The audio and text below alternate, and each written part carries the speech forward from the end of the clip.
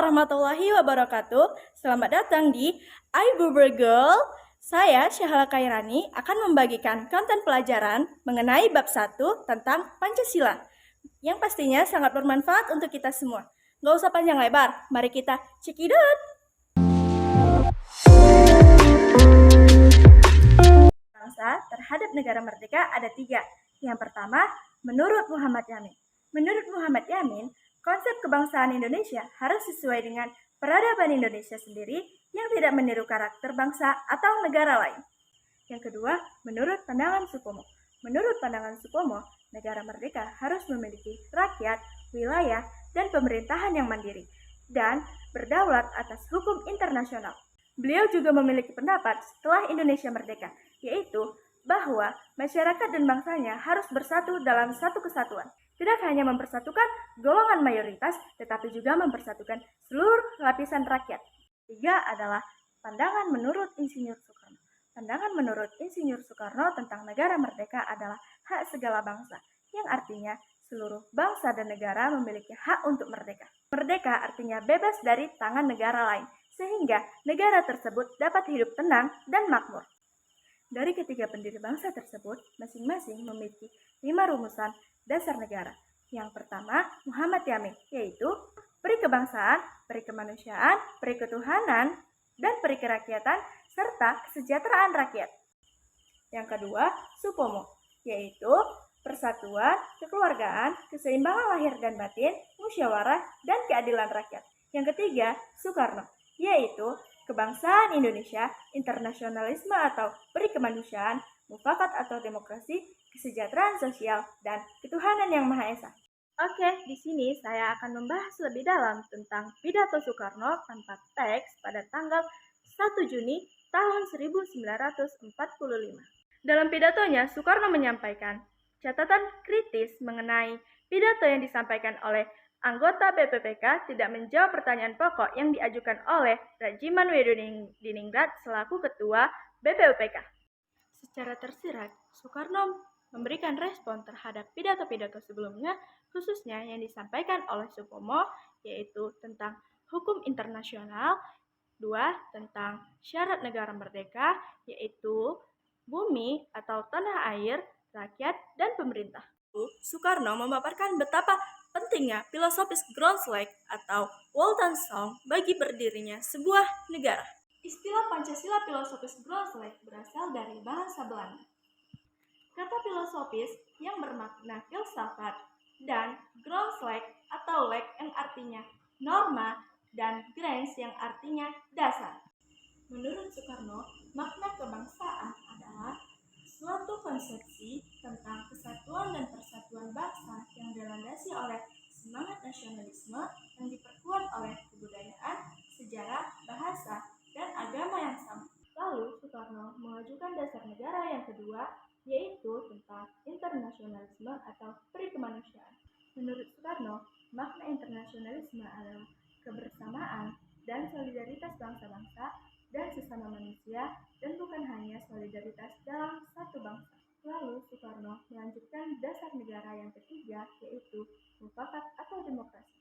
Menurut Soekarno, makna mufakat atau demokrasi adalah negara Indonesia bukan hanya untuk satu orang atau satu golongan saja, tetapi negara adalah milik semua untuk semua, satu untuk semua, dan semua untuk satu.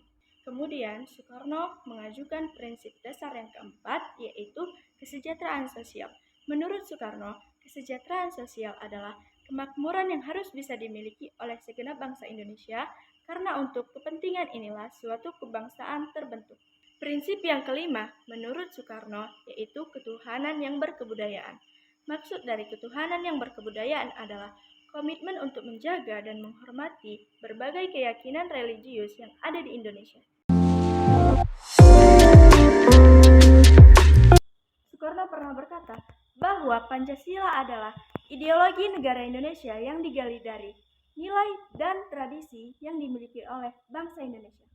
Pancasila bukan hanya untuk dihafalkan, tapi juga untuk diamalkan dalam kehidupan sehari-hari.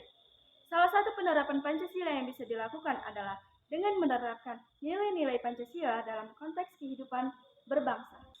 Beberapa penerapan Pancasila dalam konteks berbangsa yang sesuai dengan sila Pancasila yaitu sila pertama. Sila pertama yang berbunyi ketuhanan yang Maha Esa.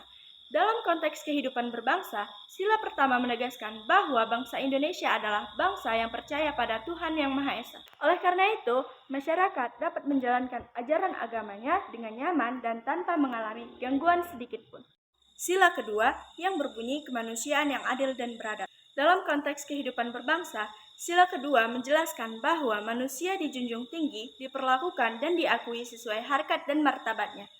Nah, kita sebagai warga negara Indonesia mempunyai hak, kewajiban, dan derajat yang sama, yaitu sila ketiga yang berbunyi Persatuan Indonesia. Di sila ketiga ini, kita ditegaskan bahwa seluruh rakyat Indonesia harus menjunjung tinggi persatuan untuk memajukan bangsa dan negara. Yaitu sila keempat yang berbunyi kerakyatan yang dipimpin oleh hikmat kebijaksanaan dalam permusyawaratan perwakilan. Di sila keempat ini juga ditegaskan bahwa segala keputusan yang ada di masyarakat harus dilakukan dengan bijaksana dan harus dilakukan dengan musyawarah agar tidak terjadi perdebatan pendapat yang bisa menimbulkan perpecahan, yaitu sila kelima. Sila kelima yang berbunyi keadilan sosial bagi seluruh rakyat Indonesia. Dalam konteks kehidupan berbangsa, keadilan memiliki makna bahwa setiap bangsa Indonesia memiliki posisi yang setara, sehingga kita sebagai warga negara harus memiliki sikap adil antara sesama makhluk hidup. Nah, di dalam penerapan Pancasila ini pasti terdapat banyak sekali tantangannya, seperti di sila pertama, tantangannya yaitu tidak semua masyarakat Indonesia menjalankan ibadahnya dengan nyaman, dan masih banyak masyarakat Indonesia yang kurang terhadap toleransi terhadap agama yang lain. Di sila kedua, tantangannya yaitu masyarakat-masyarakat yang di Indonesia masih banyak yang tidak menghargai satu sama lain sehingga dapat menimbulkan pembulian, kekerasan, kebencian terhadap guru, teman-teman, orang tua, dan anak-anak yang ada di sekitar kita. Ketiga ini, tantangannya adalah kita masih sering menjumpai tentang orang yang saling membenci dan menghasut antara satu sama lain. Dan juga kita sering menjumpai adanya orang yang lebih mementingkan kelompok orang lain dibandingkan kelompoknya sendiri. Contohnya, Edo lebih mementingkan membantu kelas lain dibandingkan membantu kelasnya sendiri yang sedang kesusahan. Inti dari tantangan penerapan Pancasila sila ketiga adalah kita harus saling bersatu untuk mempertahankan sebuah negara. Di sila keempat ini, tantangannya adalah kita masih sering menjumpai dua orang yang saling berdebat tentang perbedaan pendapat yang tidak dirundingkan dengan musyawarah sehingga salah satunya mengedepankan pendapat mereka sendiri. Dan jika seseorang itu lebih mementingkan pendapatnya sendiri tanpa melakukan musyawarah, berarti dia lebih mementingkan kepentingan pribadinya daripada kepentingan bersama. Itu sila kelima. Di sila kelima ini, tantangannya adalah banyak terjadi ketidakadilan yang terjadi di lingkungan kita, seperti pembagian hukuman yang tidak sesuai dan tidak setara dengan apa yang kita perbuat. Di sini, saya akan membahas lebih dalam mengenai sila keempat Pancasila. Yang pertama, mengenai makna dan lambang sila keempat. Yang kedua, mengenai nilai-nilai yang terkandung dalam sila keempat. Yang ketiga, tentang penerapan Pancasila dalam kehidupan sehari-hari, yaitu sila keempat.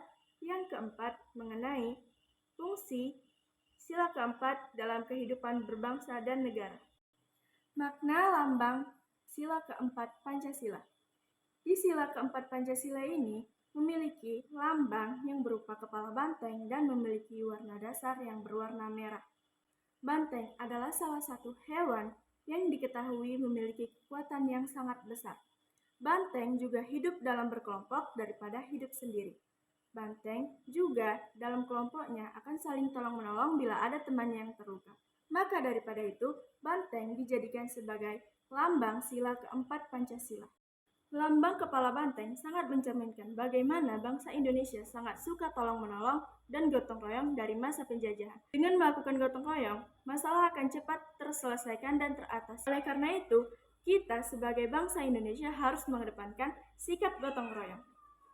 Warna dasar merah yang dimiliki sila keempat Pancasila sudah tidak asing lagi bagi kita karena warna merah dapat dilambangkan sebagai lambang keberanian.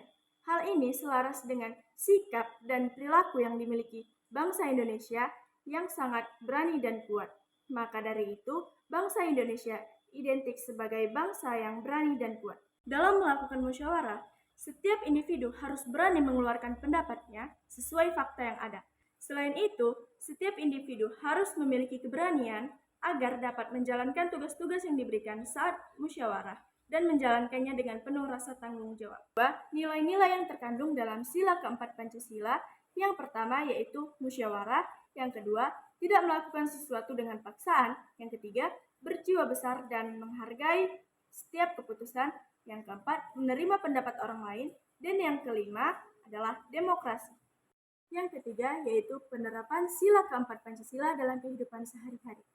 Yang pertama yaitu mengikuti pemilihan umum seperti Pilpres, Pilkada, pemilihan ketua OSIS, pemilihan ketua kelas, pemilihan sekretaris, bendahara, dan lain-lain. Yang kedua, mengikuti kegiatan OSIS. Yang ketiga, orang tua dan anak harus saling menerima saran. Yang keempat, mengikuti musyawarah yang dilakukan warga.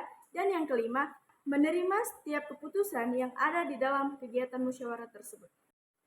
Dan yang terakhir yaitu nomor 4, fungsi sila keempat Pancasila dalam kehidupan berbangsa dan bernegara. Fungsinya yaitu yang pertama, mengawasi sistem demokrasi Indonesia. Yang kedua, melakukan pedoman dalam musyawarah. Yang ketiga, menjalankan keadilan dalam pemilihan pilkada, pilpres, dan pemilu. Oke, cukup sekian dari konten saya hari ini. Bila ada salah kata mohon dimaafkan dan bila ada yang sayang tolong diungkapkan ya. Dan jangan lupa lakukan 4 hal ini. Yang pertama like, yang kedua komen, yang ketiga share, dan yang keempat subscribe. Saya akhiri dengan wassalamualaikum warahmatullahi wabarakatuh dan dadah!